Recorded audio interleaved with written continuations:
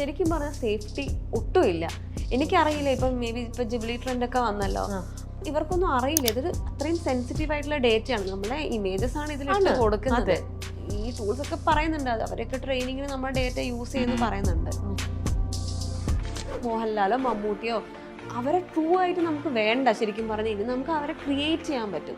പക്ഷെ അതിൽ നമുക്ക് ഇപ്പം ഈ IP പ്രശ്നങ്ങളൊക്കെ വരുന്നതോടെ അതിനും ഇപ്പോൾ ഒരു ലോസ് ഒന്നുമില്ല. അതിന് ഈ ലോസ് ഒക്കെ വരണം. കോഡിങ് ശരിക്കും പറഞ്ഞാൽ മിക്കവർക്കും ഡിഫിക്കൽട്ട് തന്നെ ആയിരിക്കും. കാരണം നമ്മൾ ബിഗിനേഴ്സ് ആയിട്ട് കോഡ് ചെയ്യുമ്പം നമ്മൾ ആദ്യം തന്നെ ഔട്ട്പുട്ടായി കാണുന്ന ബഗ്സ് മാത്രമായിരിക്കും, എറേഴ്സ് മാത്രമായിരിക്കും. അപ്പോൾ തന്നെ നമ്മൾ ആ മോട്ടിവേഷൻ ലെവൽ കുറയും. ഇത് കാരണമായിരിക്കും പലർക്കും കോഡിങ് പേടി ഉണ്ടാവുക. AI ഡെവലപ്മെന്റ് കൂടി വരികയുള്ളൂ. നമ്മൾ അതനുസരിച്ചിട്ട് നമ്മൾ റീസ്കിൽ ചെയ്യണം. പക്ഷെ ഇത് തന്നെയാണ് പ്രശ്നം, റീസ്കില്ലിങ്ങിന് ഒരു പ്ലാൻസോ ഒന്നും ഗവൺമെന്റ് ഇതുവരെ കൊണ്ടുവന്നിട്ടില്ല. കുറേ ആൾക്കാർക്ക് അയ്യോ AI വന്നാൽ മാൻ പവർ ഒബ്വിയസ്ലി കുറയാണ്, അപ്പോൾ എൻ്റെ ജോലി പോവും, ആൾക്കാർക്കുള്ള ഓപ്പർച്യൂണിറ്റീസ് കുറയുമോ, അങ്ങനത്തെ ഒരു ഫിയർ ഒരു ഹാഫ് ഓഫ് കുറേ പേർക്ക് തന്നെ വന്നിരുന്നു. അത് ശരിക്കും പറഞ്ഞ ഒരു റിയാലിറ്റി തന്നെയാണ്. ബാംഗ്ലൂർ തന്നെ കഴിഞ്ഞ കൊല്ലം ഓൾമോസ്റ്റ് ഒരു 50,000 പേരുടെ ജോബ് പോയിട്ടുണ്ട്. എസ്പെഷ്യലി റിപ്പീറ്റേറ്റീവ് ആയിട്ടുള്ള ടാസ്ക്സ്, മാനുവൽ ആയിട്ടുള്ള jobs, customer support, data entry, ഇങ്ങനെയുള്ള ജോബ്സ് ഒക്കെ ഒരുപാട് ലോസ് ആവുന്നുണ്ട്. ജോത്സ്യം എന്ന് പറയുന്നതും ഹോറോസ്കോപ്പും എന്ന് പറയുന്നതും that's again related two science. ആ ഹ്യൂമന്റെ ഫ്യൂച്ചർ എന്താണ് എന്ന് ചോദിച്ചു കഴിഞ്ഞാൽ ഇപ്പം ഞാൻ എന്താ ചെയ്യാൻ പോകുന്നത് എന്നുള്ളത് ഞാൻ നേരത്തെ ചെയ്തതിൻ്റെ ഒരു ഫംഗ്ഷൻ ആണെങ്കിൽ നമുക്കത് പ്രെഡിക്റ്റ് ചെയ്യാം. ഈ മാട്രിമോണി സൈറ്റ്സിലും ഡേറ്റിംഗ് ആപ്സിലൊക്കെ വരെ AI അല്ലേ, അതായത് നമ്മൾ ആരെ കൂടെ ജീവിക്കുന്നത് തീരുമാനിക്കുന്നതല്ലേ AI.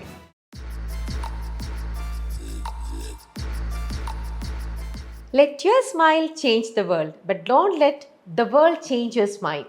പുഞ്ചിരി കൊണ്ട് നമ്മുടെ മനസ്സ് കവരുന്ന നിവേദ്യ എന്ന ഡേറ്റ സയന്റിസ്റ്റ് നിവേദ്യ ആണ് ഇന്ന് എന്നോടൊപ്പം. Welcome to Milestone Makers present something special. Hi Nivedya. Hi ചേച്ചി. സുഖായിട്ടിരിക്കുന്നു? സുഖായിരിക്കുന്നു. ചേച്ചിയോ? സുഖായിട്ടിരിക്കുന്നു. താങ്ക് യു നിവേദ്യ. നിവേദ്യ, ഞാൻ പറഞ്ഞില്ലേ, എപ്പോഴും നിവേദ്യയുടെ ഫേസിലേക്ക് നോക്കിയാൽ, നിവേദ്യയുടെ പേജിലൂടെ നമ്മൾ പോയി കഴിഞ്ഞാൽ എപ്പോഴും നമുക്ക് കാണാം നല്ല ചിരിച്ചോണ്ട്, എപ്പോഴും ഇങ്ങനെ ചിരിച്ച്, അത് കാണുമ്പോൾ തന്നെ ഒരു വല്ലാത്തൊരു പോസിറ്റിവിറ്റിയാണ് അല്ലേ ചേച്ചി? അത് എല്ലാവർക്കും എന്താ പറയാ, എല്ലാവർക്കും ആ ഒരു നല്ലൊരു ഗുഡ് ക്വാളിറ്റി ഉണ്ടാവണമെന്നില്ല. പക്ഷെ ഈ ഒരു ക്വാളിറ്റി ഉള്ള ഒരാള് തീർച്ചയായിട്ടും ഒരു പോസിറ്റീവ് വൈബ് തന്നെയാണ് ചുറ്റിനും ഇങ്ങനെ ക്രിയേറ്റ് ചെയ്തുകൊണ്ടിരിക്കുന്നത്. Just keep going like this Nivedya. Thank you. Okay, ഇനി നിവേദ്യ എന്ന് പറയുന്ന ആളെ എങ്ങനെയാണ് സ്പെഷ്യൽ ആക്കുന്നത്? നിവേദ്യ നല്ലൊരു ഡാറ്റ സയന്റിസ്റ്റ് ആണ്. ഈ ഒരു ഫീൽഡിൽ ഇപ്പം 6 years ആയിട്ട് സക്സസ്ഫുൾ ജേർണി പോയിക്കൊണ്ടിരിക്കുന്നു അല്ലേ? അതെ ചേച്ചി. എന്താണ് ഇതിലേക്ക് എത്തുന്നതിന് മുമ്പ് നിവേദ്യയുടെ സ്ഥലം എവിടെയാണ്? ഞാൻ ശരിക്കും പറഞ്ഞാൽ കണ്ണൂരുകാരിയാണ്. അവിടെ മേലച്ചോ എന്ന് പറഞ്ഞ സ്ഥലത്താണ് എൻ്റെ വീട്. ഓക്കെ, അവിടെയാണോ പഠിച്ചതൊക്കെ? പഠിച്ചത് ഞാൻ കണ്ണൂരാണ്. ഞാൻ BTech ചെയ്തത് ഗവൺമെന്റ് കോളേജിലാണ് ചെയ്തത്. അതിനുശേഷം ഞാൻ MTech ചെയ്തത് ഹൈദരാബാദാണ്, IIT ഹൈദരാബാദിൽ. ഓ, IIT എന്നൊക്കെ പറയുമ്പം എല്ലാവരുടെയും ഒരു ഭയങ്കര ഡ്രീം ആണല്ലോ ആ ഒരു ക്യാമ്പസിലേക്ക് എത്തുക. നമ്മൾ സിനിമയിൽ IIT ക്യാമ്പസ് ഒക്കെ കണ്ടിട്ടുണ്ട്. അവിടെ എത്തുക എന്നൊക്കെ പറയണത് പ്രത്യേകിച്ചും ഈ ഒരു ഫീൽഡിൽ നിൽക്കുന്നവരുടെ ഒരു ഡ്രീം പ്ലേസ് തന്നെയാണ്. അങ്ങനെ ഒരു ഡ്രീം ആയിരുന്നു നിവേദിക്കും IIT എന്ന് പറയുന്നത്? സത്യം പറഞ്ഞ ചേച്ചി, അതിന്റെ ഒരു ഡ്രീമേ ആയിരുന്നില്ല. ഞാൻ ഒരിക്കലും ഒരു IIT എത്തണമെന്നോ അതിനു വേണ്ടി പ്രിപ്പയർ ചെയ്തിട്ടോ ഒന്നുമില്ല. എനിക്ക് ജസ്റ്റ് ഒരു നല്ലൊരു കോളേജ് പഠിക്കണം എന്നുണ്ടായിരുന്നു. അതിനുവേണ്ടി ഞാൻ ഗേറ്റ് പ്രിപ്പയർ ചെയ്തു. പക്ഷെ പ്രിപ്പയർ ചെയ്തപ്പം സിൻസിയറായി പ്രിപ്പയർ ചെയ്തു, ഫോക്കസ് ചെയ്ത് പ്രിപ്പയർ ചെയ്തു. അപ്പം മേ ബി ഗോഡ്സ് ബ്ലെസ്സിങ് കാരണം ഞാൻ IIT എത്തി. അല്ലാതെ ഒരിക്കലും ഫോക്കസ്ഡ് ആയി IIT വേണ്ടി പഠിച്ചിട്ടില്ല ഞാൻ. അപ്പൊ അങ്ങനെ ഫസ്റ്റ് തന്നെ IIT ഹൈദരാബാദിലെ തന്നെയാണ് ഫസ്റ്റ് ഓപ്ഷനും അത് തന്നെയായിരുന്നു? NITs നോക്കിയിട്ടുണ്ടായിരുന്നു. പിന്നെ പല IITസിലും നമുക്ക് ഇങ്ങനെ ഇന്റർവ്യൂ കോൾസ് നമ്മൾ വിളിക്കും. തിയറി എക്സാം മാത്രമല്ല അവിടെ ഉണ്ടാവുക, നമുക്ക് ഇന്റർവ്യൂ കോൾസും ഉണ്ടാവും. IIT മദ്രാസ്, IIT ബോംബെ എല്ലായിടത്തും വിളിച്ചിട്ടുണ്ടായിരുന്നു. ബട്ട് ഇത് 2017 ഞാൻ MTech ചെയ്തത്. അപ്പം ആ സമയത്ത് മെഷീൻ ലേണിംഗ് ആകെ IIT ഹൈദരാബാദ് മാത്രമേ ഓഫർ ചെയ്തിട്ടുണ്ടായിരുന്നുള്ളൂ. ഫസ്റ്റ് ബാച്ചാണ് ഇന്ത്യയിലെ. അപ്പം മെഷീൻ ലേണിംഗ് ആയത് കാരണമാണ് IIT ഹൈദരാബാദ് ചൂസ് ചെയ്തത്. അവിടെ മാത്രമേ ഉണ്ടായിരുന്നുള്ളൂ ആ കോഴ്സ് അന്ന്. ഓക്കെ, അപ്പൊ അങ്ങനെ അവിടുന്ന് അത് പഠിച്ചിറങ്ങിയ പാട് പിന്നെ ക്യാമ്പസ് പ്ലേസ്മെന്റ് വഴി ജോബ് കിട്ടി. അപ്പൊ അവിടുന്ന് ഡയറക്റ്റ് ക്യാമ്പസ് പ്ലേസ്മെന്റ് കിട്ടി, അങ്ങനെ വർക്ക് ചെയ്യും അല്ലേ? അപ്പൊ ഇപ്പൊ എന്തായാലും ഇതിലേക്ക് എത്തുന്നതിന് മുമ്പേ ചോദിക്കട്ടെ, എന്താണ് ഒരു സാധാരണ കോമൺ മാൻ കാണുന്ന നമ്മുടെ വ്യൂവേഴ്സ് പലതരത്തിലുള്ള ആൾക്കാരുണ്ടല്ലോ, അവർക്ക് മനസ്സിലാവുന്ന രീതിയിൽ ഒന്ന് എക്സ്പ്ലെയിൻ ചെയ്യാമോ നിവേദ്യ? എന്താണ് ഡാറ്റ സയന്റിസ്റ്റ് എന്ന് പറഞ്ഞാൽ? എന്താണ് അവരുടെ ഡ്യൂട്ടി? ഡേറ്റ സയന്റിസ്റ്റ് എന്ന് പറയുമ്പം ഇപ്പം നമുക്ക് ഡേറ്റ വെച്ച് സോൾവ് ചെയ്യാൻ പറ്റുന്ന പല പ്രോബ്ലംസ് ഉണ്ടാവും. നമുക്ക് അറൗണ്ട് എവിടെ നോക്കുകയാണെന്നുണ്ടെങ്കിൽ ഇപ്പം മേ ബി യൂട്യൂബിൽ നമുക്ക് വീഡിയോ റെക്കമെൻഡേഷൻസ് വരുന്നത്, നെറ്റ്ഫ്ലിക്സിൽ നമ്മൾ മൂവി റെക്കമെൻഡേഷൻ, ഇപ്പോൾ വെതർ ഫോർകാസ്റ്റ്, ഈവൺ നമ്മളെ ഗൂഗിൾ മാപ്പ്, ഇതൊക്കെ ശരിക്കും പറഞ്ഞാൽ ഡേറ്റ വെച്ച് സോൾവ് ചെയ്യുന്ന പ്രോബ്ലംസ് ആണ്. അതെ, പല പ്രോബ്ലംസും ഇനി സോൾവ് അല്ല. അങ്ങനെയുള്ള പല പ്രോബ്ലംസ് മേ ബി ഇപ്പോൾ ഒരു ഫോർ എക്സാമ്പിൾ യൂസ് കേസ് പറയുകയാണെന്നുണ്ടെങ്കിൽ, മേ ബി ഒരു കമ്പനി നമ്മുടെ അടുത്ത് വന്നിട്ട് പറയുവാണെന്ന്, ഞാനൊരു ഓൺലൈൻ റീറ്റെയിൽ ഷോപ്പ് തുടങ്ങുവാണ്, എനിക്ക് മേ ബി ഒരു കസ്റ്റമേഴ്സിനെ അട്രാക്ട് ചെയ്യാൻ വേണ്ടിയിട്ട് ദ റൈറ്റ് റെക്കമെൻഡേഷൻസ് അവർക്ക് കാണിക്കണം. അപ്പോൾ ആ രീതിയിലുള്ള പ്രോബ്ലംസ് ഒക്കെ സോൾവ് ചെയ്യുന്നത് നമ്മൾ ഡേറ്റ സയൻറ്റിസ്റ്റ് ആയിരിക്കും പൊതുവെ. അതായത് ബേസിക്കലി ഡേറ്റ വെച്ച് സോൾവ് ചെയ്യുന്ന എല്ലാ പ്രോബ്ലംസും AI ഡ്രിവൺ ആയിട്ടുള്ളത്. ഓക്കെ. അപ്പോൾ ഒരു ഡേറ്റ സയൻറ്റിസ്റ്റ് ആവണമെങ്കിൽ അവർക്ക് വേണ്ട സ്കിൽസ് എന്തൊക്കെയായിരിക്കും? ഇപ്പം പറയുകയാണെന്നുണ്ടെങ്കിൽ, ഇപ്പോൾ ഒരു എഡ്യൂക്കേഷൻ ബാക്ക്ഗ്രൗണ്ട് ചോദിക്കുകയാണെന്നുണ്ടെങ്കിൽ, ഇപ്പോൾ ശരിക്കും പറഞ്ഞാൽ ഒരു ഫിക്സ്ഡ് ഒരു എഡ്യൂക്കേഷൻ ബാക്ക്ഗ്രൗണ്ട് വേണമെന്നില്ല. ഓക്കെ. ജസ്റ്റ് ദാറ്റ് നിങ്ങൾക്ക് ആ ഒരു സ്കിൽസ് ഉണ്ടായാൽ മതി. ലൈക്ക് സ്കിൽസ് എന്ന് പറയുന്നത് മാത്സിൽ നല്ലൊരു നോളജ് ഉണ്ടാവണം, including linear algebra, calculus, statistics. കോഡിങ്ങിൽ നിങ്ങൾ പക്കയായിരിക്കണം. ഓക്കെ. പിന്നെ ഡെഫിനറ്റ്ലി മെഷീൻ ലേണിംഗ് ബേസിക്സ് അറിയണം. ഇത് നിങ്ങൾക്ക് എല്ലാ രീതിയിൽ കൂടെ അറിയാം. നിങ്ങൾക്ക് ഇപ്പോൾ ഇതിനൊരു AI ഒരു കോഴ്സ് തന്നെ പഠിക്കണം എന്നില്ല. നിങ്ങൾ മേ ബി ഒരു നോർമൽ എഞ്ചിനീയറിംഗ് കോഴ്സോ അല്ലെങ്കിൽ നോർമൽ ഒരു സയൻസ് ഡിഗ്രിയോ എടുത്താലും ഈ നോളജ് നിങ്ങൾക്ക് ഉണ്ടെങ്കിൽ നിങ്ങൾക്ക് ഡെഫിനറ്റ്ലി ഒരു ഡേറ്റ അപ്പോൾ ഒരു മാത്ത് ഗ്രാജുവേറ്റ് കം കമ്പ്യൂട്ടർ ഉള്ള ഒരു കുട്ടിക്കും ഇതിലേക്ക് ഒരു സ്കോപ്പ് ഉണ്ട്. ഡെഫിനറ്റ്ലി. പക്ഷേ എനിക്ക് എന്നാൽ ഞാൻ ഈ പറയുമ്പോൾ തന്നെ ചില ആൾക്കാർ പറഞ്ഞു കേട്ടിട്ടുണ്ട്, മാത്സ് എനിക്ക് ഭയങ്കര ഡിഫിക്കൽട്ടാണ്, ഒരു രീതിയിലും കോപ്പപ്പ് ചെയ്യാൻ പറ്റുന്നില്ല മാത്തുമായിട്ട്, പക്ഷേ എനിക്ക് ഈ ഒരു ഫീൽഡ് ഡേറ്റ സയൻറ്റിസ്റ്റ് അല്ലെങ്കിൽ AI എന്നുള്ളത് അവർക്ക് ഭയങ്കര ഒരു ഇതുമാണ്. ചിലർ മാത്തിൽ വീക്ക് ആണെങ്കിലും കമ്പ്യൂട്ടറിൽ അവർ ഭയങ്കര ബ്രില്യൻ്റ് ആയിരിക്കും. പക്ഷേ അങ്ങനെയുള്ളൊരു കുട്ടികൾക്കും ഈ ഒരു മേഖല അവർക്ക് പറ്റുമോ? അപ്പോൾ പറ്റാതില്ല, ഒരിക്കലും പറ്റാതില്ല. കാരണം ഇപ്പം AI പല ടൂൾസും മാത്സിന്റെ കോൺസെപ്റ്റ് അവർ നന്നായി അബ്സ്ട്രാക്ട് ചെയ്യുന്നുണ്ട്. നമുക്ക് എക്സാക്ട്ലി എന്തുവാണ് എന്ന് അറിയേണ്ട ആവശ്യമില്ല. പക്ഷെ എന്നാലും നിങ്ങൾക്ക് അതിൽ നിങ്ങളൊരു എക്സ്പേർട്ട് ആണ്, അല്ലെങ്കിൽ അറ്റ്ലീസ്റ്റ് നിങ്ങൾക്ക് കുറച്ചൊരു നോളജ് ഉണ്ടെങ്കിൽ ഇച്ചിരി കൂടെ ബെറ്റർ ആയിരിക്കും, ബെറ്റർ ഡേറ്റ സയന്റിസ്റ്റ് ആവാൻ പറ്റും. അങ്ങനെ. ഓക്കെ. അപ്പോൾ ഇതിലേക്ക് വരണമെങ്കിൽ ഇപ്പൊ മാത്തും ഈ കമ്പ്യൂട്ടറും പഠിച്ചു, അപ്പോൾ എഞ്ചിനീയറിംഗ് ആണെങ്കിലും പഠിക്കുകയാണെങ്കിലും പക്ഷെ കമ്പ്യൂട്ടർ എപ്പോഴും ഒരു സബ്ബായിട്ട് ഉണ്ടാവണം. അങ്ങനെ ഉണ്ടെങ്കിൽ മാത്രമല്ല ഇതിലേക്കുള്ളൊരു ഓപ്ഷൻ കിട്ടുള്ളൂ. അല്ല, ശരിക്കും പറഞ്ഞാൽ കമ്പ്യൂട്ടർ സയൻസ് നിങ്ങൾക്ക് മൊത്തത്തിൽ അറിയണമെന്നില്ല. കോഡിങ് നിങ്ങൾക്ക് അറിയണം. പക്ഷെ എന്നാലും ഇപ്പൊ ഒരു കോർ കോഡിങ്ങിന്റെ ആവശ്യമില്ല ഇപ്പം. കാരണം ഇപ്പം മോർ ഓഫ് ഒരു മേ ബി ഒരു 2-3 years അല്ലെങ്കിൽ may be 5 years down the line തന്നെ ശരിക്കും പറഞ്ഞാൽ ഈ കോഡിംഗ് ഒക്കെ ഉണ്ടാവുമെന്ന് തന്നെ അറിയില്ല. മോർ ഓഫ് ഒരു നാച്ചുറൽ ലാംഗ്വേജ് വഴിയായിരിക്കും നമ്മൾ കമ്പ്യൂട്ടറായി കമ്മ്യൂണിക്കേറ്റ് ചെയ്യുന്നുണ്ടാവുക. മോർ ഓഫ് ദാറ്റ് ആയിരിക്കും. ഓക്കെ. അപ്പം ഒരു കോർ കമ്പ്യൂട്ടർ സയൻസ് ഗ്രാജുവേറ്റിന് മാത്രമേ ഡേറ്റ സയന്റിസ്റ്റ് ആവുമെന്ന് പറയാൻ പറ്റില്ല. ബേസിക്സ് ഓഫ് കോഡിങ് വെച്ച് നമുക്ക് പഠിച്ച് തുടങ്ങാം ശരിക്കും പറഞ്ഞാൽ. ഓക്കെ. അപ്പം നമ്മുടെ ഇപ്പോൾ കാണുന്നവർക്ക് വേണ്ടിയിട്ട് ഏത് കോഴ്സൊക്കെ പഠിച്ചിട്ട് വേണം ഇതിലേക്ക് എത്താൻ? അവർ കൂടുതലും പഠിക്കുന്ന സമയത്ത് ഫോക്കസ് ചെയ്യേണ്ടതും അല്ലെങ്കിൽ അവരിൽ ഒരു ഇൻട്രസ്റ്റ് ഡെവലപ്പ് ചെയ്യേണ്ടതും എന്തിലൊക്കെ ആയിരിക്കണം? ഇതാണ് അവർ എയിം ചെയ്യുന്നുണ്ടെങ്കിൽ ഈ പ്രൊഫഷനിലേക്ക് എത്താനായിട്ട് അവരെ അങ്ങനെ ഒന്ന് ഗൈഡ് ചെയ്യൂ. എന്തൊക്കെയാ അവര്? അതാ ഞാൻ പറഞ്ഞ പോലെ ഈ മാത്സ് നിങ്ങൾ എന്തായാലും നിങ്ങൾ അറിഞ്ഞാൽ വളരെ നല്ലതായിരിക്കും. കോഡിങ് നിങ്ങൾ ബേസിക്സ് അറിഞ്ഞിരിക്കണം. പിന്നെ മെഷീൻ ലേണിംഗ് അത് AI ബേസിക് കോൺസെപ്റ്റ്സ് നിങ്ങൾക്ക് തറവായിട്ട് അറിഞ്ഞിട്ടുണ്ടാവണം. തറവായിട്ട് തന്നെ അറിഞ്ഞിട്ടുണ്ടാവും. അപ്പോൾ പലവരും കണ്ടുവരുന്നത് എന്താണെന്ന് വെച്ചാൽ ഇപ്പോൾ AI പല ആൽഗറിതംസും കാര്യങ്ങളൊക്കെ ഉണ്ട്. അപ്പോൾ എല്ലാവരും പറയുമ്പോൾ 100-150 ആൽഗറിതംസ് ഉണ്ട് ശരിക്കും പറഞ്ഞാൽ. എല്ലാവരും അത് മൊത്തത്തിൽ പഠിക്കുകയാണ് ചെയ്യുന്നത്. എന്നാൽ ഒന്നിനെക്കുറിച്ചൊരു ഡീപ്പ് അണ്ടർസ്റ്റാൻഡിങ് ഇല്ലേം താനും. പക്ഷെ നമ്മൾ എന്താ ചെയ്യേണ്ടതെന്ന് വെച്ചാൽ ഒരു 1-2 ആൽഗറിതംസ് എടുത്തിട്ട് അതിനെ ഡീപ്പായിട്ട് പഠിക്കുക. അതാണ് വേണ്ടത്. അപ്പോഴാണ് ശരിക്കും പറഞ്ഞാൽ നിങ്ങൾക്ക് ആ ഡേറ്റ സയൻസിന്റെ ഒരു ഇൻഡെപ്ത് നോളജ് കിട്ടുള്ളൂ എന്ന് പറയും. അപ്പൊ നിങ്ങൾ ഇതിൽ കോൺസെൻട്രേറ്റ് ചെയ്യണോ വേണ്ടത്. ഓക്കെ. അപ്പൊ അങ്ങനെ അതിലേക്ക് എത്താനായിട്ട് ബാക്കി ഏതെങ്കിലും ഒരു ഗ്രാജുവേഷൻ കഴിഞ്ഞതോ അല്ലെങ്കിൽ BTech കഴിഞ്ഞതോ എഞ്ചിനീയറിംഗ് കഴിഞ്ഞ സ്റ്റുഡന്റ് ആണെങ്കിൽ അവർ ഈ ഒരു ഇതിലേക്ക് എത്താനായിട്ട് ഒരു മെഷീൻ ലേണിംഗിന്റെ ക്രാഷ് കോഴ്സോ അങ്ങനെ എന്തെങ്കിലും നമ്മുടെ ഇപ്പോൾ അവൈലബിൾ ആയിട്ടുണ്ടോ? ഡെഫിനറ്റ്ലി. ഇപ്പോൾ കുറേ ഓൺലൈൻ കോഴ്സസിൽ തന്നെ ഉണ്ട് മെഷീൻ ലേണിംഗ് ക്രാഷ് കോഴ്സ് പോലെ ഉണ്ട്. 6 months ആണോ? 6 months 2 months ഒക്കെ ഉണ്ട്. പക്ഷെ അതിനേക്കാളും ഇച്ചിരി കൂടെ ഒരു നിങ്ങൾക്കൊരു പ്രയോറിറ്റി കിട്ടുന്ന ഡെഫിനറ്റ്ലി നിങ്ങൾ ഇതിലൊരു ഡിഗ്രിയോ ഒരു MTech ഒരു മാസ്റ്റേഴ്സോ ഡിപ്ലോമോ എടുത്താലായിരിക്കും. പക്ഷെ അങ്ങനെയൊന്നും ഇല്ല. നിങ്ങൾക്ക് നിങ്ങളുടെ കോഴ്സ് ടോട്ടലി ഡിഫറെൻ്റ് ആണ്. മേ ബി കോമേഴ്സിലാണ് ലിറ്ററേച്ചറിലാണെങ്കിലും നിങ്ങൾക്കൊരു നല്ല പ്രൊഫൈൽ ഉണ്ട്, ഒരു പോർട്ട്ഫോളിയോ ഉണ്ട്. മേ ബി ഗിറ്റ്ഹബിലോ അല്ലെങ്കിൽ കാഗിളിലോ അങ്ങനെ എന്തെങ്കിലും ഒരു പ്രോപ്പർ പോർട്ട്ഫോളിയോ ഉണ്ട്. ആൻഡ് നിങ്ങളുടെ റെസ്യൂമേൽ അത് കാണിച്ച് ഇന്റർവ്യൂ പോർട്ടിന് നിങ്ങൾക്ക് പ്രൂവ് ചെയ്യാൻ പറ്റുവാണെന്നുണ്ടെങ്കിൽ നിങ്ങൾക്ക് കയറാം. കാരണം എൻ്റെ കൂടെ തന്നെ അങ്ങനെ ഒരുപാട് കൊളീഗ്സ് വർക്ക് ചെയ്യുന്നുണ്ട്. വേറെ ഫീൽഡായിരിക്കും പക്ഷെ അവർക്ക് നല്ല നോളജ് ഉണ്ടാവും ഇതിൽ. ഓക്കെ.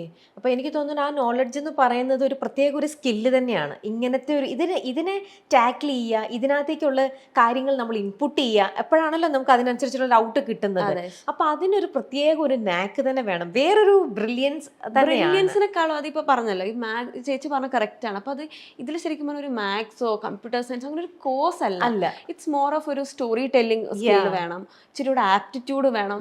കാരണം ഇത് കൂടുതലായി ഒരു കോമൺ സെൻസും ലോജിക്കും ആണ്. ഹൗ ടു പ്ലേസ് ഇറ്റ് അല്ലേ, പ്ലേസ്മെന്റിലാണ് അതിന്റെ ആ ഒരു കഴിവുള്ള കുട്ടിക്കാണെങ്കിൽ ഈ ഒരു ഫീൽഡ് ശരിക്കും വളരെ എളുപ്പമായിരിക്കും, അതിന് ഇൻട്രസ്റ്റിംഗ് ആയിരിക്കും. ഓക്കെ. അങ്ങനെ അതിനോട് കൂടെ ജോയിൻ ചെയ്യട്ടെ. അങ്ങനെയാണെങ്കിൽ നമ്മുടെ ഇപ്പോഴത്തെ ഒരു യങ് ജനറേഷൻ ഫോക്കസ് ചെയ്ത് വരുമ്പോൾ സ്കൂളിങ്ങിൽ തന്നെ ഇങ്ങനത്തെ ഈ ഒരു മാത്തോ കമ്പ്യൂട്ടറോ ഒന്നും അല്ല, പക്ഷെ ഒരു ബേസിക് ഒരു സ്കിൽ ഡെവലപ്മെന്റ് ഉണ്ടല്ലോ, അതിന് വേണ്ടിയിട്ട് ഒരു സ്റ്റുഡന്റ് എന്തൊക്കെയായിരിക്കും ആ ഒരു കുട്ടി ഫോക്കസ് ചെയ്യേണ്ടത്? കൂടുതലായിട്ട് ഈ പറയുന്നുണ്ടെങ്കിൽ ക്രിട്ടിക്കൽ തിങ്കിങ്, പ്രോബ്ലം സോൾവിങ്, ഇതിലൊക്കെ അവർ ഫോക്കസ് ചെയ്താൽ ഡെഫിനറ്റ്ലി ഈ ഒരു ജോബ് റോൾ ഒരുപാട് ഹെൽപ്പ് ചെയ്യും. ഈ ഒരു ജോബ് റോളിലെന്നല്ല, മനസ്സിലായി, പക്ഷെ ഇതിന് ഹെൽപ്പ് ചെയ്യും കൂടുതലായിട്ട്. കാരണം ഇതിപ്പോ നമ്മുടെ സൊസൈറ്റിയിൽ പുതിയതായിട്ട് വന്നത് നമ്മൾ കാണുന്ന ഒരു പുതിയൊരു കോഴ്സാണ്, ഇപ്പോൾ ഹൈ ഡിമാൻഡിലേക്ക് വന്നുകൊണ്ടിരിക്കുന്ന ഒന്നാണ്. എല്ലാവർക്കും ഇതിനെക്കുറിച്ച് ഒന്നും അറിയില്ല. കാരണം പാരന്റ്സ് ആയിട്ട് നിൽക്കുന്ന ഞങ്ങളെപ്പോലുള്ളവർ നമ്മളൊന്നും ഇത് പഠിച്ചിട്ടോ ഈ ഒരു ഇതിൽ ഇപ്പോഴാണല്ലോ ഇതെല്ലാം ഇൻട്രൊഡ്യൂസ് ചെയ്ത് വരുന്നത്. സോ നമ്മൾക്ക് അറിയെങ്കിലാണല്ലോ നമ്മൾ നമ്മുടെ കുട്ടികളെ കൂടുതലായിട്ടും ഇതിലേക്ക് ഗൈഡ് ചെയ്യുക, കൊണ്ടുപോവുക. അപ്പൊ നമുക്ക് അങ്ങനെ ഒരു ഇത് തന്നെ ആവട്ടെ നമ്മുടെ ഇന്നത്തെ ഒരു ഇന്റർവ്യൂലൂടെ. അപ്പൊ അവർക്ക് എല്ലാവർക്കും ഇഷ്ടമാണ്. ഇന്നിപ്പോ ഈ AI നമ്മുടെ വേൾഡിൽ തന്നെ നമുക്ക് ഭയങ്കരമായിട്ട് മാറ്റങ്ങൾ വരുത്തിക്കൊണ്ടിരിക്കുന്നത്. അപ്പം എന്താണ് AI നമ്മൾ എങ്ങനെയൊക്കെ മാറ്റാൻ പോണു, അതിന്റെ പോസിറ്റീവ് സൈഡ്, നെഗറ്റീവ് സൈഡ്, അങ്ങനെ അതിനെക്കുറിച്ചെല്ലാം നമുക്ക് നമ്മുടെ ഇന്നത്തെ ഒരു ഇന്റർവ്യൂലൂടെ നമ്മുടെ പ്രേക്ഷകരിലേക്ക് നമുക്ക് കമ്മ്യൂണിക്കേറ്റ് ചെയ്യാം. ഓക്കെ. അതേപോലെ ഇപ്പോഴത്തെ സ്റ്റഡീസിലാണ്, ഇപ്പോഴാണ് അക്കാഡമിക്സിലേക്ക് കുട്ടികളുടെ കമ്പ്യൂട്ടറിന്റെ കൂടെ കോഡിംഗ് ഓരോ ഇയർ മാറുന്നതനുസരിച്ചിട്ട് ഓരോ ഗ്രേഡിലും കോഡിങ്ങിന്റെ ഓരോന്നോരോന്നും ഇപ്പൊ സ്കൂൾസിൽ ഡെവലപ്പ് ചെയ്ത് തുടങ്ങിയിട്ടുണ്ട് റീസെന്റ്. അപ്പോൾ ഈ കോഡിങ് ശരിക്കും എത്രത്തോളം അതിന്റെ ഒരു ഇൻവോൾവ്മെന്റ്, കോഡിങ്ങിൽ എത്രത്തോളം പഠിച്ചിരുന്നാലാണ്, എന്നാൽ കോഡിംഗ് എന്ന് കേൾക്കുമ്പോൾ എല്ലാ കുട്ടികൾക്കും അത് ഒട്ടും അങ്ങനെ ഈസി അല്ല അത് പഠിക്കാനായിട്ട്. ചില കുട്ടികൾ സ്ട്രഗിൾ ചെയ്യുന്നുണ്ട്, കാരണം അതിന്റെ പ്ലേസ്മെന്റും കാര്യങ്ങളും ഇറ്റ്സ് ഡിഫിക്കൽട്ട് അല്ലേ. നമ്മൾ ബാക്കി സയൻസോ SSTയോ മാത്തോ ഒക്കെ പഠിക്കുന്ന പോലെ ബുക്കിൽ നോക്കി നമ്മൾ പഠിച്ചാൽ അത് തന്നെ ആവണമെന്നില്ല എക്സാമിന് വരുന്നത്. അതിന്റെ ആ ബേസിക് കാര്യങ്ങൾ നമ്മൾ മനസ്സിലാക്കിയിട്ട് നമ്മളത് അപ്ലൈ ചെയ്യുവാണ്. ഈ പഠിച്ചതൊന്നും ആയിരിക്കില്ല എക്സാമിന് വരുന്നത്. അപ്പോൾ ഈ കോഡിങ് എങ്ങനെയായിരിക്കും അവർ തരുന്ന പ്രോബ്ലത്തിൽ നമ്മൾ സോൾവ് ചെയ്യേണ്ടത്? ഇതൊക്കെ പല കുട്ടികളിലും ഭയങ്കര ഡിഫിക്കൽട്ടായിട്ട് കോഡിംഗ് എന്ന് കേൾക്കുമ്പോൾ തന്നെ ഒരു ഇതാണ്, ഒരു ഫിയർ ആണ് ശരിക്കും. അതിനെ എങ്ങനെ അവർക്ക് മാറ്റാൻ പറ്റും? ഫസ്റ്റ് അവർ മനസ്സിലാക്കേണ്ടതെന്ന് വെച്ചാൽ കോഡിങ് ശരിക്കും പറഞ്ഞാൽ മിക്കവർക്കും ഡിഫിക്കൽട്ട് തന്നെ ആയിരിക്കും. അത് മനസ്സിലാക്കുക. എനിക്കും കോഡിങ് ഭയങ്കര ബുദ്ധിമുട്ടായിരുന്നു, ആദ്യം തന്നെ പേടിയായിരുന്നു. കാരണം നമ്മൾ ബിഗിനേഴ്സ് ആയിട്ട് കോഡ് ചെയ്യുമ്പം നമ്മൾ ആദ്യം തന്നെ ഔട്ട്പുട്ട് ആയി കാണുന്ന ബഗ്സ് മാത്രമായിരിക്കും, എറേഴ്സ് മാത്രമായിരിക്കും. അപ്പൊ തന്നെ നമ്മൾ ആ മോട്ടിവേഷൻ ലെവൽ കുറയും. ഇത് കാരണമായിരിക്കും പലർക്കും കോഡിങ് പേടി ഉണ്ടാവുക. പക്ഷെ അവർ മനസ്സിലാക്കേണ്ടത് എല്ലാവർക്കും അങ്ങനെ തന്നെയാണ്. പ്രാക്ടീസിൽ കൂടെ മാത്രമേ ഇത് മാറ്റാൻ പറ്റൂ. നമ്മൾ പ്രാക്ടീസ് ചെയ്ത് എറർ വരും, വന്നോട്ടെ, നമ്മൾ അതിനെ ഡീബഗ് ചെയ്യുക. അത് ഓൺലി വിത്ത് പ്രാക്ടീസ് അത് മാറും. പക്ഷെ നമ്മൾ ഒരു പോയിന്റ് കഴിഞ്ഞാൽ നിങ്ങൾക്ക് അത് കേക്ക് വോക്ക് ആയിരിക്കും. അത് നിങ്ങൾ വിശ്വസിച്ച് നിങ്ങൾ മുന്നോട്ട് പോവുക. ഓക്കെ. അപ്പം ഒൺലി ത്രൂ ആ ഒരു പ്രാക്ടീസിലൂടെ മാത്രമേ നമുക്ക് ഈ ഒരു ഫിയർ മാറ്റിയെടുക്കാൻ പറ്റുള്ളൂ അല്ലേ? അത് മാത്രമല്ല, ഇപ്പൊ ഒരു പ്രോബ്ലം അവർക്ക് കിട്ടുകയാണെന്നുണ്ടെങ്കിൽ പലരും ചെയ്യുന്ന കണ്ടിട്ടില്ല, ആ പ്രോബ്ലം മൊത്തത്തിൽ സോൾവ് ചെയ്യാൻ ആദ്യം തന്നെ നോക്കും. അങ്ങനെ ചെയ്യരുത്. ഒരു പ്രോബ്ലം ഉണ്ടെങ്കിൽ നിങ്ങൾ അതിനെ സ്റ്റെപ്പ് ബൈ സ്റ്റെപ്പ് ആയിട്ട് ഡിവൈഡ് ചെയ്യുക, ലോജിക്കലി ഡിവൈഡ് ചെയ്യുക. എന്നിട്ട് ചെറിയ ചെറിയ സ്റ്റെപ്പായിട്ട് അതിനെ സോൾവ് ചെയ്ത് തുടങ്ങുക. മൊത്തമായിട്ട് നിങ്ങൾ പിന്നെ സോൾവ് ചെയ്ത് സ്റ്റാർട്ട് ചെയ്യരുത്. ചെറിയ ചെറിയ പ്രോബ്ലംസ് ആയി ഡിവൈഡ് ചെയ്തിട്ട് അതിനെ ടാക്കിൾ ചെയ്യുക. ഓക്കെ. ആ ഒരു കാര്യം കഴിഞ്ഞു. ഇനി നിവേദ്യ തന്നെ പറഞ്ഞ് ഞാൻ കേട്ടിട്ടിരിക്കുന്ന മറ്റൊരു കാര്യമാണ്, ഈ ഡേറ്റ സയൻറ്റിസ്റ്റുകൾ ഏറ്റവും കൂടുതൽ ഇത് വരുന്നത് നിങ്ങൾക്ക് സ്റ്റേക്ക് ഹോൾഡേഴ്സുമായിട്ടുള്ള ഒരു ഇതിലാണ് ഏറ്റവും കൂടുതൽ ഇതിൻ്റെ ഒരു ഡിഫിക്കൽട്ടി നിങ്ങൾ ഫേസ് ചെയ്യണമെന്നുള്ളത്. അതൊന്ന് എക്സ്പ്ലെയിൻ ചെയ്യാമോ? അതെന്താണ്, എന്തുകൊണ്ടായിരിക്കും നിവേദ്യ അങ്ങനെ പറഞ്ഞിട്ടുണ്ടാവുക? ശരിക്കും പറഞ്ഞാൽ ഈ ഡേറ്റ സയൻസിൽ ഏറ്റവും വലിയ ചലഞ്ച് ഈ മോഡലോ ഫീച്ചേഴ്സോ ഡേറ്റയോ ഒന്നും അല്ല. ശരിക്കും പറഞ്ഞാൽ ഈ നോൺ ടെക്നിക്കൽ ആയിട്ടുള്ള ബിസിനസ് സ്റ്റേക്ക് ഹോൾഡേഴ്സും ടെക്നിക്കൽ ആയിട്ടുള്ള ഡേറ്റ സയൻറ്റിസ്റ്റും തമ്മിലുള്ള മൈൻഡ് ഗ്യാപ്പാണ്. അതായത് ഈ സ്റ്റേക്ക് ഹോൾഡേഴ്സ് എപ്പോഴും ചിന്തിക്കുന്നുണ്ടാവുക, ഒരു ബിസിനസ് ലാംഗ്വേജിലായിരിക്കും. അതായത് അവരുടെ റവന്യൂ കൂട്ടണം, അവരുടെ കസ്റ്റമേഴ്സിന്റെ ഡ്രോപ്പ് ഓഫ് റേറ്റ് കുറക്കണം എന്നൊക്കെ ആയിരിക്കും. അതെ. എന്നാൽ നമ്മൾ ടെക്നിക്കലായിട്ടുള്ളവർ ചിന്തിക്കുക എപ്പോഴും മേ ബി ഏത് മോഡൽ എടുക്കണം, നമ്മൾ ഏത് ഫീച്ചേഴ്സ് യൂസ് ചെയ്യണം, അക്യുറസി കൂട്ടണം, ആ രീതിയിൽ നമ്മൾ നമ്പേഴ്സ് ആയിട്ടായിരിക്കും നമ്മൾ ചിന്തിക്കുക. അതായത് ബേസിക്കലി നമ്മൾ സെയിം പ്രോബ്ലത്തിന്റെ 2 വേർഷനാണ് സോൾവ് ചെയ്യുന്നത്. ഇതൊരിക്കലും സംഭവിക്കാൻ പാടില്ല. ശരിക്കും പറഞ്ഞാൽ ഡേറ്റ സയൻസിലെ ഏറ്റവും വലിയ ആർട്ട് എന്ന് പറയുന്നത് തന്നെ ഈ ബിസിനസ് പ്രോബ്ലംസ് കറക്റ്റായിട്ട് മനസ്സിലാക്കിയിട്ട് അവരുടെ പ്രോബ്ലം എന്താണെന്ന് എക്സാക്ട്ലി നമ്മൾ മനസ്സിലാക്കിയിട്ട് അവർക്ക് വേണ്ട പോലത്തെ സൊല്യൂഷൻ കൊടുക്കുക എന്നുള്ളതാണ്. അല്ലാതെ മേ ബി ഓക്കെ എനിക്കൊരു മോഡൽ കിട്ടി 99% അക്യുറസി ഉണ്ട് എന്ന് പറഞ്ഞു, പക്ഷെ അവർക്കത് യൂസ് ചെയ്യാൻ പറ്റുന്നില്ലെങ്കിൽ ഒരു കാര്യമില്ല, ജസ്റ്റ് നമ്പറാണ്. പക്ഷെ നമ്മൾ എങ്ങനെയായിരിക്കും കൊടുക്കേണ്ടതെന്ന് വെച്ചാൽ അവർക്ക് റൈറ്റ് ഡിസിഷൻസ് മേക്ക് ചെയ്യാൻ പറ്റുന്ന പോലെയുള്ള ഇൻസൈറ്റ്സ് ആയിരിക്കണം നമ്മൾ കൊടുക്കേണ്ടത്.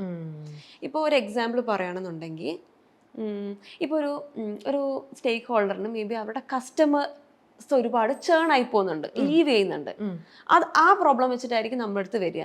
അപ്പം മേ ബി അപ്പം നമ്മൾ എന്താ ശരിക്കും പറഞ്ഞാൽ പ്രെഡിക്റ്റ് ചെയ്യുന്നത് വെച്ചാൽ ഏത് കസ്റ്റമേഴ്സാണ് most likely to leave the next month or the next year. Just ഇത് മാത്രം കൊടുത്ത് അവരെന്ത് ചെയ്യും? ഓക്കെ ഇവരൊക്കെ പോകും. അങ്ങനെ അലിക്കരുത് നമ്മളൊരു സൊല്യൂഷൻ കൊടുക്കുക. ഫസ്റ്റ് നമ്മൾ ഐഡന്റിഫൈ ചെയ്യുക, നമ്മൾ പ്രെഡിക്റ്റ് ചെയ്യുക. അതിനുശേഷം നമ്മൾ അവർക്കത് യൂസ് ചെയ്യുന്ന രീതിയിൽ നമ്മൾ അതിനെ ഡിസ്പ്ലേ ചെയ്യുക. മേ ബി ഇതാണ് top customers who are likely to leave, maybe അവർക്കൊരു അലേർട്ട് കൊടുക്കുക, ഇവരെ നമുക്ക് റിറ്റെയിൻ ചെയ്യാനുള്ള സ്ട്രാറ്റജീസ് ഡെവലപ്പ് ചെയ്യണമെന്നുള്ള റെക്കമെൻഡേഷൻ കൊടുക്കുക. ഇങ്ങനെയാണ് നമ്മൾ ശരിക്കും പറഞ്ഞ ഒരു ഡേറ്റ സയൻസ് സൊല്യൂഷൻ ഫ്രെയിം ചെയ്യേണ്ടത്. ഓക്കെ, അങ്ങനെ ഒരു സൊല്യൂഷൻ ഫ്രെയിം ചെയ്യേണ്ട സമയത്ത് ഓപ്പോസിറ്റ് ആളുമായിട്ട് നിങ്ങൾക്ക് ആ ഒരു കൺവിൻസിങ് ഇതെന്ന് പറയുന്നത് ഈസ് ദാറ്റ് ഡിഫിക്കൽട്ട് ആയിട്ടുള്ളൊരു സ്റ്റേജ് ആണോ? ഡിഫിക്കൽട്ട് ആയിട്ടൊന്നും പറയുന്നില്ല. എന്ന് പറഞ്ഞാൽ ആ ഒരു സ്റ്റോറി ടെല്ലിംഗ് ആർട്ട് ഉണ്ടായിരിക്കണം.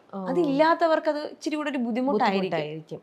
അതാ ഞാൻ പറഞ്ഞത്. ഓക്കെ, കാരണം ഇതിൽ നിൽക്കുന്ന നിങ്ങൾക്കാണ് ആ ഒരു ഈ പറയുന്ന സ്റ്റോറി ടെല്ലിംഗ് ആയിക്കോട്ടെ, ഇതിന്റെ പ്ലേസ്മെന്റിനെ കുറിച്ച് കറക്റ്റ് ആയിട്ടും ഇത് ചെയ്താൽ എങ്ങനെ വരും, ഇതിന്റെ ആ ഒരു നിങ്ങൾക്ക് അതിന്റെ ഒരു 100% ഒരു ഐഡിയ ഉണ്ടാവും. മറ്റവർക്ക് ആ ഒരു ഐഡിയ ഇല്ല. അപ്പൊ നിങ്ങൾ പറയുന്നത് കേട്ട് കൺവിൻസ് ചെയ്തിട്ട് വേണം അവർക്ക് അത് അപ്ലൈ ചെയ്ത് അതിന്റെ റിസൾട്ടിലേക്ക് വരാനായി. അത് മാത്രമല്ല ഇപ്പം എ ഒരുപാട് ഹൈബ്ഡും ആണ്. അപ്പൊ അവര് വിചാരിക്കുന്ന എ എന്തോ മാജിക് ആണെന്നാണ്. അവർക്ക് എ ഒരു ബ്ലാക്ക് ബോക്സ് ആണ്. അപ്പം മേ ബി അവര് ഒരു പ്രോബ്ലം അങ്ങ് കൊണ്ടുവരും, മേ ബി അവരെ ഡേറ്റ് ഒന്നും ഉണ്ടാവില്ല, and they expect us to solve it. കാരണം അത്രയും ഹൈബ്ഡ് ആണല്ലോ, അതും ഒരു പ്രോബ്ലം തന്നെയാണ് ഇപ്പം. ഓക്കെ, അപ്പൊ അങ്ങനെയാണെങ്കിൽ ഇപ്പോഴത്തെ ഒരു 6 years ഒരു എക്സ്പീരിയൻസിൽ നിവേദ്യ ഫേസ് ചെയ്തിരിക്കുന്ന ഏറ്റവും ഒരു ചാലഞ്ച് വേണം എന്ന് ചാലഞ്ചിങ് ആയിട്ട് തോന്നിയിരിക്കുന്നത് ഏതൊരു ഏത് സംഭവം ചെയ്തപ്പോഴായിരിക്കും, ആർക്കും വേണ്ടിയിട്ട് വർക്ക് ചെയ്തപ്പോഴായിരിക്കും? ഇപ്പൊ മേ ബി ഈ ഡേറ്റ ഇൻസഫിഷ്യന്റ് ഡേറ്റ തന്നെയാണ് ഞാൻ നേരിട്ടുള്ള ഏറ്റവും വലിയ പ്രോബ്ലം. ഓക്കെ, ഞാൻ പറഞ്ഞ പോലെ ഇപ്പൊ മേ ബി ഒരു ഇമേജ് ക്ലാസിഫിക്കേഷൻ ആയിട്ട് അവർ വരും. മേ ബി അവരുടെ ഒരു മെഷീൻസ് ഉണ്ടാവും, മേ ബി ആ മെഷീൻസിന്റെ മേ ബി ഡിഫക്ട്സ് ഉണ്ടാവുമായിരിക്കും, അത് ക്ലാസിഫൈ ചെയ്യാനായിരിക്കും അവരുടെ പ്രശ്നം.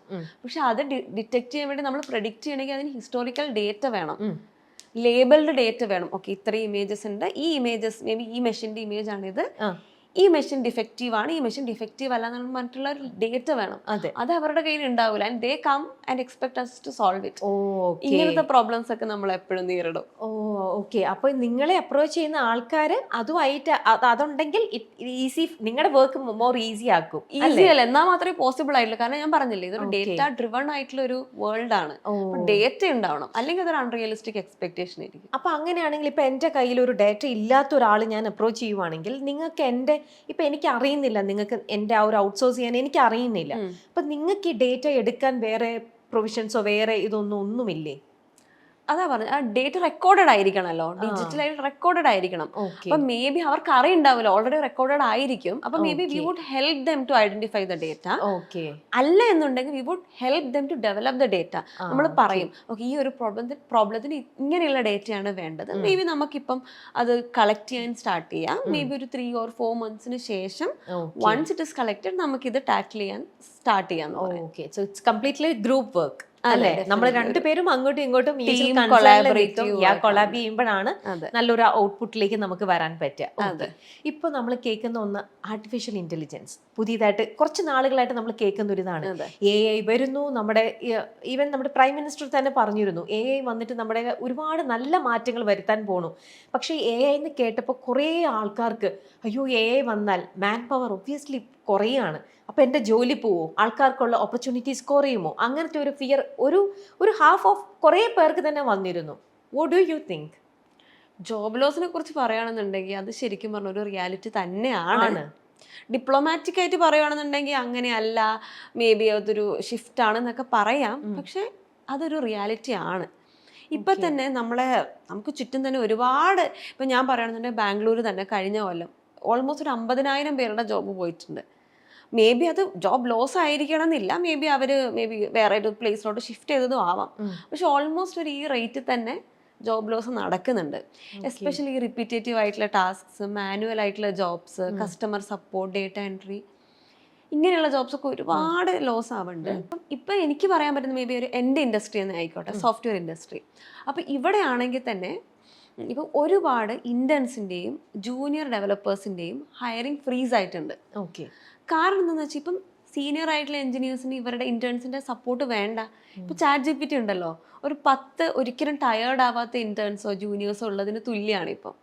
അപ്പം ഇത്രയും ജോബ് ഫ്രീസും ഹയറിംഗ് ഫ്രീസും ജോബ് ലോസ് ഒക്കെ നടക്കുന്നുണ്ട് ശരിക്കും പറഞ്ഞാൽ. പക്ഷെ അറ്റ് ദ സെയിം ടൈം മറ്റേ സൈഡിൽ ജോബ്സ് ക്രിയേറ്റഡും ആവുന്നുണ്ട്. ലൈക്ക് മേ ബി ട്രെയിനേഴ്സിൻ്റെ, ഡേറ്റ അനോട്ടേറ്റേഴ്സിൻ്റെ ഒക്കെ ജോബ്സ് ക്രിയേറ്റഡ് ആവുന്നുണ്ട്. പക്ഷെ ജോബ് ലോസിൻ്റെ ആ റേറ്റിലല്ല ജോബ് ക്രിയേറ്റഡ് ആവുന്നുള്ളത്. അപ്പൊ അങ്ങനത്തെ ഒരു പ്രോബ്ലത്തിന് എന്തായിരിക്കും ഒരു സൊല്യൂഷൻ കൊടുക്കാൻ പറ്റുക എന്നാണ് ഒരു ഡേറ്റ സയന്റിസ്റ്റ് എന്നുള്ള രീതിയിൽ നിവേദിക്ക് സജസ്റ്റ് ചെയ്യാനുള്ളത്? ഈവൺ ഞാൻ ആസ് എ ഡേറ്റ സയന്റിസ്റ്റ് അല്ലെങ്കിൽ എക്സ്പേർട്ട് എന്നുള്ള രീതിയിൽ തന്നെ എൻ്റെ ജോബ് വരെ ത്രെട്ടൻഡ് ആണ്. ഓക്കെ, അപ്പൊ എനിക്ക് അങ്ങനെ ഒരു ഇപ്പൊ പറയുകയാണെന്നുണ്ടെങ്കിൽ ഡീപ്പ് ലേണിംഗിലെ പയനിയർ ആയിട്ടുള്ള ഹിൻഡൻ തന്നെ പറഞ്ഞിട്ടുണ്ട്, എൻ്റെ ഏറ്റവും വലിയ പേടി എന്ന് പറയുന്നത് മാസ് അൺഎംപ്ലോയ്മെന്റ് ആണെന്നുള്ളത്. അതൊരു റിയാലിറ്റി ആണ്. പക്ഷെ നമുക്ക് ചെയ്യാൻ പറ്റുന്ന എന്താ, മേ ബി റെഗുലേഷൻസ് കൊണ്ടുവരാൻ പറ്റും, പോളിസീസ് മേക്ക് ചെയ്യാൻ പറ്റും. കാരണം ഇപ്പോൾ ഒന്നും ഒരു പോളിസി ഇല്ല ഇന്ത്യയിൽ ശരിക്കും പറഞ്ഞാൽ, ഇതിന് ഒരു രീതിയിൽ റെഗുലേറ്റ് ചെയ്യുന്നില്ല. പക്ഷേ മേ ബി ജോബ് ലോസ് കാരണം നമുക്ക് AI ടെക്നോളജി പിന്നോട്ട് വലിക്കാൻ പറ്റുമെന്നൊന്നും ചോദിച്ചാൽ അതൊന്നും ഒരിക്കലും പോസിബിൾ ആയിട്ടുള്ള ഒരു കാര്യമല്ല. It will happen at its space, but നമ്മൾ അതിന് ഇവോൾവ് ആവണം. അപ്പൊ എന്തായാലും AI ഡെവലപ്മെന്റ് കൂടി വരികയുള്ളൂ. നമ്മൾ അതനുസരിച്ചിട്ട് നമ്മുടെ എന്താ പറയാ, നമ്മുടെ അറിവിനെ മാറ്റി നമ്മൾ വേറെ ഇതിലേക്ക് മാറാൻ നോക്കുക, നമ്മൾ റീസ്കിൽ ചെയ്യണം. പക്ഷെ ഇത് തന്നെയാ പ്രശ്നം, റീസ്കില്ലിങ്ങിന് ഒരു പ്ലാൻസോ ഒന്നും ഗവൺമെന്റ് ഇതുവരെ കൊണ്ടുവന്നിട്ടില്ല.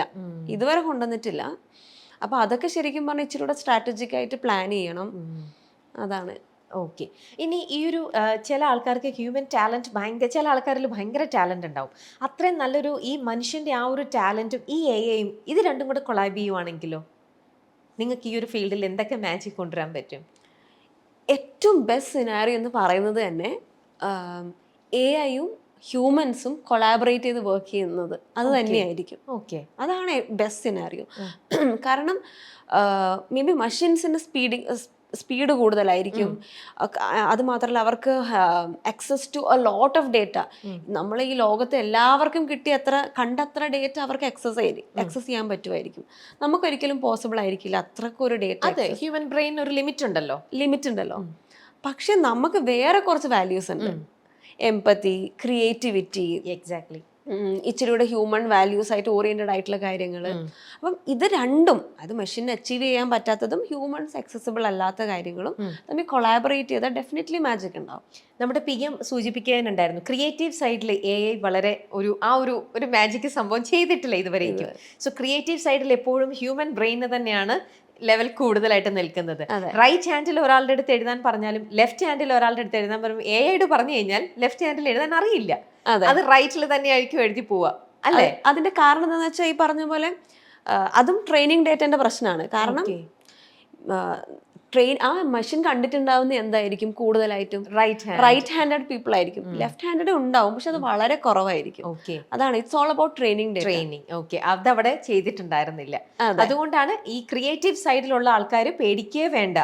AI വന്നു എന്ന് വെച്ചിട്ട് അവരുടെ ക്രിയേറ്റിവിറ്റിനെ അത് കില്ല് ചെയ്യാൻ പോണില്ല, അല്ലേ? കില്ല് ചെയ്യാൻ പോണില്ല. കാരണം എന്താന്ന് പറഞ്ഞാൽ ഈ ക്രിയേറ്റിവിറ്റി എന്ന് പറയുന്നത് ജസ്റ്റ് ഒരു മേ ബി ഒരു പ്രൊഡക്റ്റ് ഉണ്ടാക്കുക അതല്ല. ക്രിയേറ്റിവിറ്റി എന്ന് പറഞ്ഞാൽ നമുക്ക് ആ ഒരു ആർട്ട് ഉണ്ടെങ്കിൽ അതിനെ അപ്രീഷിയേറ്റ് ചെയ്യുക, ആ ആർട്ടിനെ ഉണ്ടാക്കുമ്പോൾ ഉണ്ടാകുന്ന ഒരു ഇമോഷണൽ ജേർണി, ആ ഒരു പേഴ്സണൽ ടച്ച്, അതൊക്കെ വളരെ വാല്യുബിൾ ആണ്. മേ ബി AIക്കും മ്യൂസിക് കമ്പോസ് ചെയ്യാൻ പറ്റുമായിരിക്കും, AR റഹ്മാനെ പോലെ തന്നെ.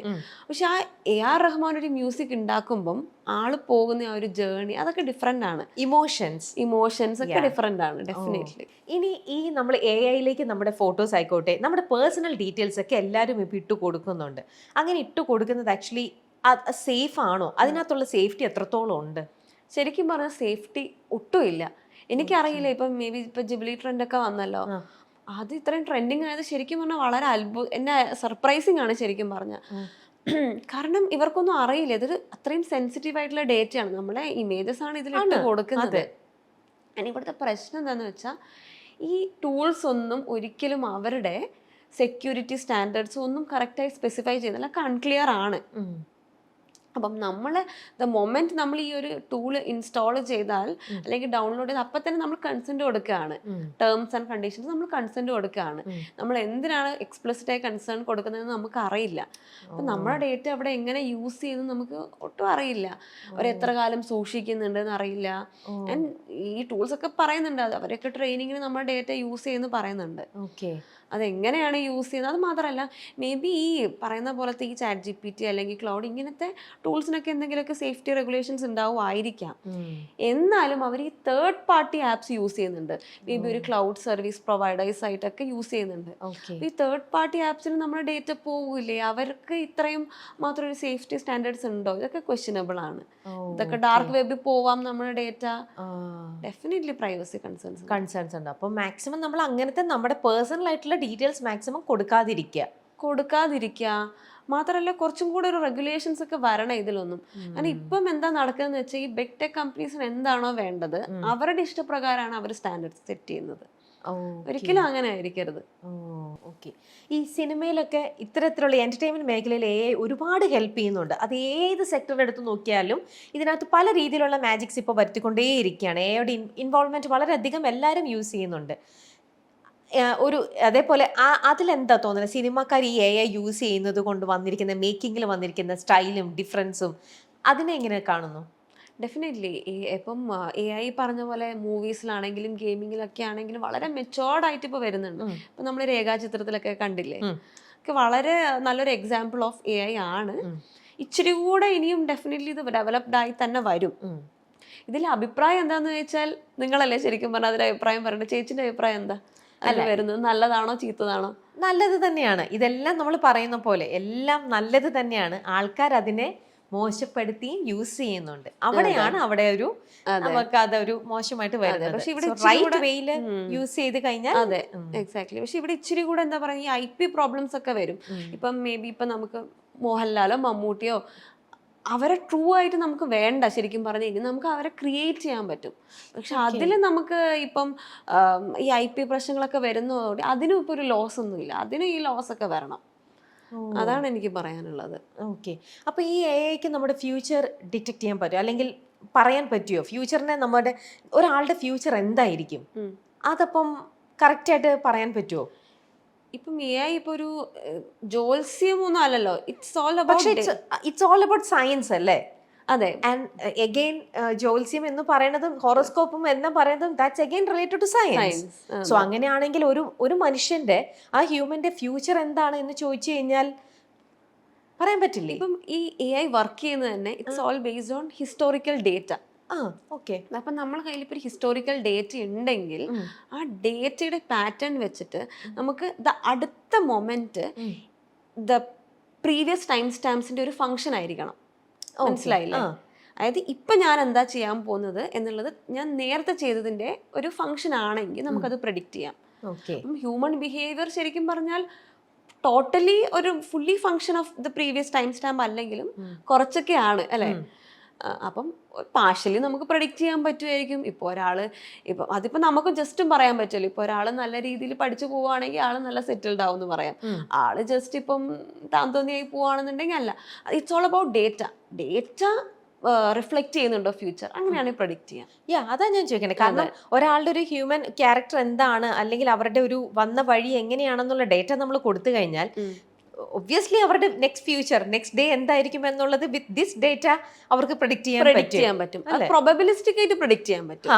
ഈ ഇത്രയും കോൺഫിഡൻസ് ലൈക്ക് ഒരു 100% കോൺഫിഡൻസ് ആയിട്ടായിരിക്കും മേ ബി ഈ ബൈ ദിസ് കോൺഫിഡൻസ് ലെവൽ എനിക്ക് ഇതായിരിക്കും ആള് ചെയ്യാൻ പോകുന്നത്. കാരണം നമ്മൾ കൊടുക്കുന്ന ഡേറ്റയിലാണ് ഇൻപുട്ടിലാണല്ലോ ഔട്ട്പുട്ട് കിട്ടുക. അപ്പൊ കൊടുക്കുന്ന ഇൻപുട്ട് എത്രത്തോളമാണോ അത് വെച്ചിട്ടുള്ള ഒരു പ്രോബബിലിറ്റി. ബട്ട് മോസ്റ്റ്ലി ഈ ഹ്യൂമൻ ബിഹേവിയർ ഒക്കെ റാൻഡം ആണെന്നും പറയാൻ പറ്റും. ആണല്ലോ നമ്മളിപ്പം അടുത്തതായി ഞാൻ എന്താ ചെയ്യാൻ പറയുന്നത് റാൻഡം ബിഹേവിയറും കൂടെ ആണ്. ഇനി ഈ റോബോട്ട് നമ്മൾ സിനിമയിലൊക്കെ കാണുന്നത് റോബോട്ട് ഇന്നിപ്പം നമ്മൾ വീടുകളിൽ ഇപ്പം പുറത്തെ രാജ്യങ്ങളിലേക്കൊക്കെ റോബോട്ടൊക്കെ വന്നു തുടങ്ങി. വീട്ടിലെ ജോലിയും കാര്യങ്ങളും ഇതെല്ലാം റോബോട്ടിനെ കൊണ്ട് ചെയ്യിപ്പിക്കുന്ന ഒരു കൾച്ചറിലേക്ക് ഇപ്പം വന്നു തുടങ്ങിയിട്ടുണ്ട്. അതിനകത്തപ്പം AI-യുടെ ഇൻവോൾവ്മെന്റ് അത് എത്രത്തോളം ആണ്, എങ്ങനെയാണ്? ശരിക്കും പറഞ്ഞാൽ ഇപ്പം AI എന്ന് പറഞ്ഞൊരു ബ്രെയിൻ ആണെന്ന് പറയാം, റോബോട്ട് എന്ന് പറഞ്ഞാൽ അതിന്റെ ബോഡി. ഇത് രണ്ടും കൂടെ കൊളാബറേറ്റ് ചെയ്യുമ്പോഴാണ്. ഇപ്പം നമുക്ക് ബ്രെയിൻ മാത്രം ഉണ്ടായിട്ട് കാര്യമില്ലല്ലോ, നമ്മളെ കൈനെ കൊണ്ടും കാലിനെ കൊണ്ടും ആക്ടിവിറ്റീസ് ചെയ്യിപ്പിക്കണം. അപ്പം അതാണ് AI റോബോട്ടിനെ എനേബിൾ ചെയ്യുന്നു കാര്യങ്ങൾ ചെയ്യിപ്പിക്കാൻ. അതാണ് അവർ നമ്മൾ ഇന്നിപ്പം നമ്മൾ ഡ്രൈവർലെസ് കാർസ് കാണുന്നുണ്ട്. അതിനകത്തും തീർച്ചയായിട്ടും AI-യുടെ ആ ഒരു ഇൻഫ്ലുവൻസ് തന്നെയാണ് അല്ലേ? എന്താണ് അതിനെക്കുറിച്ച് തോന്നുന്നത്? അതെ, ഇപ്പൊ പല ടെക് കമ്പനീസ് ആണെന്നുണ്ടെങ്കിൽ ഇൻക്ലൂഡിങ് ടെസ്ല, ഗൂഗിൾ, ഊബർ, എല്ലാവരും ആപ്പിൾ, എല്ലാവരും ഇതിൽ ഒരുപാട് ഇൻവെസ്റ്റ് ചെയ്യുന്നുണ്ട് സെൽഫ് ഡ്രൈവിംഗ് കാർസിൽ. അപ്പൊ ഡെഫിനറ്റ്ലി സെൽഫ് ഡ്രൈവിംഗ് കാറിലൊക്കെ ഉള്ളത് IoT പ്ലസ് AI തന്നെയാണ്. IoT ഡേറ്റ കളക്ട് ചെയ്യുന്നു, AI ആൽഗറിതംസ് വെച്ചിട്ട് ഈ സെൻസേഴ്സ് നിന്നുള്ള കിട്ടിയ ഡേറ്റ പിന്നെ പ്രോസസ്സ് ചെയ്ത് കാർ എടുക്കേണ്ട അടുത്ത സ്റ്റെപ്പ് എന്താണെന്ന് മനസ്സിലാക്കുന്നു. എങ്ങനെ മറ്റുള്ള പെഡസ്ട്രിയൻസ് എങ്ങോട്ട് പോകുന്നു, എന്തെങ്കിലും ഒബ്ജക്ട്സ് ഉണ്ടോ, ഇതൊക്കെ ഡിറ്റക്ട് ചെയ്തിട്ട് കാർ എങ്ങോട്ട് ആക്സലറേറ്റ് ചെയ്യണം, ഏത് ഡയറക്ഷനിൽ തിരിയണമെന്ന് തീരുമാനിക്കുന്നതൊക്കെ AI തന്നെയാണ്. ഇപ്പോൾ നിലവിൽ കണ്ടിരിക്കുന്നതിൽ ഏറ്റവും കൂടുതൽ AI യൂസ് ചെയ്തിരിക്കുന്നത് ഏത് ഫീൽഡിലാണ്? എനിക്ക് ഏറ്റവും കൂടുതലിനേക്കാളും ഇപ്പൊ എല്ലാം നമ്മളെ ലൈഫിൽ എല്ലാ പാർട്സ് ഓഫ് ലൈഫിൽ നമ്മൾ യൂസ് ചെയ്യുന്നു. നമ്മൾ എങ്ങനെ ചിന്തിക്കുന്നു, എങ്ങനെ പ്രവർത്തിക്കുന്നു, എന്ത് വാങ്ങുന്നു. പക്ഷെ എനിക്ക് ഇച്ചിരി കൂടെ എന്നെ ഇൻട്രസ്റ്റ് ചെയ്യിപ്പിച്ചത് AI-യുടെ ആപ്ലിക്കേഷൻ എന്ന് പറഞ്ഞാൽ ഈ മാട്രിമോണി സൈറ്റ്സിലും ഡേറ്റിംഗ് ആപ്സിലൊക്കെ വരെ AI അല്ലേ. അതായത് നമ്മൾ ആരെ കൂടെ ജീവിക്കുന്നത് തീരുമാനിക്കുന്ന തന്നെ AI. ഇതൊക്കെ ഒരു ഇൻട്രസ്റ്റിംഗ് ആപ്ലിക്കേഷൻ ആണ് ശരിക്കും പറഞ്ഞാൽ. ഓക്കെ, അപ്പൊ അവിടെ എന്തെങ്കിലും പാളിച്ചുണ്ടെങ്കിൽ AI-നെ ബ്ലെയിം ചെയ്യാലോ. This was not the right match. അതെ, ഓക്കെ. ഒരു normal life, day in my life ഒരു ഡാറ്റാ സയന്റിസ്റ്റിന്റെ അതും കൂടെ പറയൂ, എങ്ങനെയാണ്? ഇപ്പം ഒരു ഡേറ്റാ സയൻറ്റിസ്റ്റിനെ സംബന്ധിച്ചിടത്തോളം ഇപ്പം മേ ബി ഒരു സോഫ്റ്റ്വെയർ എഞ്ചിനീയർ എന്ന് വെച്ചോ, ട്രഡീഷണൽ മേ ബി അവർക്ക് മോസ്റ്റ്ലി ഒരു കോഡിങ് ആ രീതിയിലായിരിക്കും. പക്ഷെ ഒരു ഡേറ്റാ സയൻറ്റിസ്റ്റിന് പൊതുവെ മോർ ദാൻ കോഡിങ്, ഞാൻ പറഞ്ഞ പോലെ മീറ്റിംഗ്സ് ഒക്കെ ഉണ്ടാവും ഒരുപാട് with the stakeholders to understand എന്താണ് കാര്യങ്ങൾ. മേ ബി ഒരു വീക്ക്ലി തന്നെ ഒരു 2 or 3 days തന്നെ നമുക്ക് അവരായിട്ട് ഡിസ്കസ് ചെയ്യേണ്ടി വരും, especially if the problem is too challenging. അപ്പം മോർ ദാൻ കോഡിങ്ങോ അല്ലെങ്കിൽ സൊല്യൂഷനെക്കാളും കൂടുതൽ അവരായിട്ടുള്ള ഡിസ്കഷൻ ആയിരിക്കും. അതിനുശേഷം ഡേറ്റ കളക്ഷൻ ആയിരിക്കും, ഡേറ്റ പ്രിപ്പറേഷൻ ആയിരിക്കും, പിന്നെ മോഡലിംഗ് ആയിരിക്കും, പിന്നെ റിവ്യൂ ആയിരിക്കും, അങ്ങനെ പോകുന്നു. ഓക്കെ, ഒരു ഇന്റർവ്യൂവിന് അറ്റൻഡ് ചെയ്യേണ്ട ഒരാൾക്കും പ്രിപ്പയർ ചെയ്യേണ്ട കുറേ കാര്യങ്ങൾ നിവേദ്യ പറഞ്ഞു കൊടുക്കുന്നുണ്ട്. ഇങ്ങനത്തെ ചോദ്യങ്ങളൊക്കെ ഉണ്ടാവും, ഇതൊക്കെയാണ് നിങ്ങൾ കൂടുതൽ പ്രിപ്പയർ ചെയ്യേണ്ടത് കാര്യങ്ങൾ. ഇതൊക്കെ വായിച്ച് മനസ്സിലാക്കിയിട്ടും സെൽഫ് എക്സ്പീരിയൻസിൽ നിന്നുമാണോ നിവേദ്യ ഇങ്ങനെ ഷെയർ ചെയ്യണത്? ഡെഫിനറ്റ്ലി മനസ്സിലാക്കി ഇന്റർവ്യൂ എടുത്തതിന്റെയും അറ്റൻഡ് ചെയ്തതിന്റെ എക്സ്പീരിയൻസിൽ നിന്നാണ്. അപ്പം ഇപ്പൊ ഇന്റർവ്യൂ അറ്റൻഡ് ചെയ്യുന്ന ആളുകൾ ഫസ്റ്റ് ശ്രദ്ധിക്കേണ്ട എന്താന്ന് വെച്ചാല്, ഇപ്പൊ പലരും കണ്ടിട്ടുള്ളതെന്ന് വെച്ചാൽ അവര് മേ ബി ഒരു ഇപ്പൊ അഡ്വാൻസ് ടെക്നോളജീസിലായിരിക്കും അവർ കോൺസെൻട്രേറ്റ് ചെയ്യുക, പഠിക്കുക ന്യൂ ടെക്നോളജി എന്താണ്. പക്ഷെ അവർക്ക് ബേസിക്സ് അറിയുണ്ടാവില്ല. മേ ബി ഒരു റിഗ്രഷൻ എങ്ങനെ വർക്ക് ചെയ്യുന്നു, ഒപ്റ്റിമൈസേഷൻ എന്താണ്, അങ്ങനെ ബേസിക്സ് അറിയുണ്ടാവില്ല. അല്ലെങ്കിൽ സ്റ്റാറ്റിസ്റ്റിക്സ്, അതിലവർ ഫോക്കസ് ചെയ്യണം ഇന്റർവ്യൂവിൽ. ഇനി അവർ ഇന്റർവ്യൂ അറ്റൻഡ് ചെയ്യുകയാണെന്നുണ്ടെങ്കിൽ. അതുപോലെ റെസ്യൂമെ കണ്ടുവന്നിട്ടുള്ളത്, റെസ്യൂമിൽ അവരൊരു 10-15 പ്രോജക്ട്സ് ഒക്കെ ആയിരിക്കും കാണിച്ചിട്ടുണ്ടാവുക, which is not at all relevant. അപ്പം ഏറ്റവും നല്ലതെന്ന് വെച്ചാൽ ഒരു 2-3 നിങ്ങളുടെ ബെസ്റ്റ് ആയിട്ടുള്ളതും ജോബ് ഡിസ്ക്രിപ്ഷന് റെലവെന്റ് ആയിട്ടുള്ള പ്രോജക്ട്സും എഴുതുക. മാത്രം നിങ്ങൾക്ക് അറിയുന്ന കാര്യങ്ങൾ മാത്രം റെസ്യൂമിൽ എഴുതുക. ഓക്കെ, അപ്പോൾ നമ്മൾ ഈ ഒരു ടോപ്പിക്കിനെ കുറിച്ച് ഫുൾ തന്നെ കവർ ചെയ്തു എന്നാണ് ഞാൻ മനസ്സിലാക്കുന്നത്. എനിത്തിങ് എൽസ് നമ്മുടെ ഈ ഒരു ഫീൽഡിലേക്ക് നോക്കി നിൽക്കുന്ന നമ്മുടെ യങ് ജനറേഷൻ്റെ അടുത്ത് പറയാൻ എന്തെങ്കിലും ഒരു മെസ്സേജ് എന്തെങ്കിലും ഉണ്ടോ? അല്ലെങ്കിൽ അവർ ശ്രദ്ധിക്കേണ്ട കാര്യങ്ങൾ അങ്ങനെ എന്തെങ്കിലും? ഈ പറഞ്ഞ പോലെ ഫണ്ടമെന്റൽസ് നിങ്ങൾ ഫോക്കസ് ചെയ്യുക. ഈ ട്രെൻഡ് നിങ്ങളെ ചിലപ്പോൾ ടെംപ്റ്റ് ചെയ്യുമായിരിക്കും, പക്ഷെ ഫണ്ടമെന്റൽസ് ആയിരിക്കും നിങ്ങളെ എപ്പോഴും ക്യാരി ഫോർവേഡ് ചെയ്യുക. Explore the new but do not ignore the old. Very true, well said Nivedya. Anyway, അപ്പോൾ ഈ ഒരു നിവേദ്യ പറഞ്ഞ ഈ ഒരു ഫാക്റ്റ് തന്നെ എല്ലാം മനസ്സിലാക്കിയാൽ തന്നെ നിങ്ങൾക്കും നല്ലൊരു AI ഒരു ഡാറ്റാ സയൻറ്റിസ്റ്റ് ആവാനുള്ള എല്ലാ chances and possibilities are still there. ഈ ഒരു ബൂം ആയിക്കൊണ്ടിരിക്കുകയാണ് ഈ ഒരു ഇൻഡസ്ട്രി, ഈ ഒരു മേഖല എന്ന് പറയുന്നത് തന്നെ. അപ്പോൾ നിങ്ങൾ എല്ലാവരും വെൽക്കമിങ് തന്നെ ചെയ്യണമല്ലോ അല്ലേ? ഓൾ ആർ വെൽക്കം അല്ലേ? Anyway Nivedya, thank you so much for your time. Thank you.